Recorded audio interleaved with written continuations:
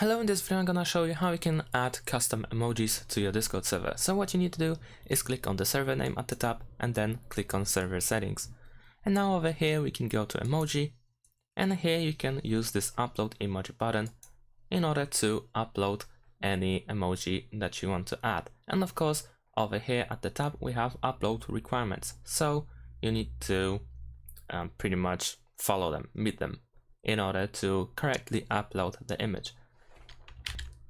After uploading it, you will see that it has been added immediately to the server, and you can click over here on the name in order to rename it,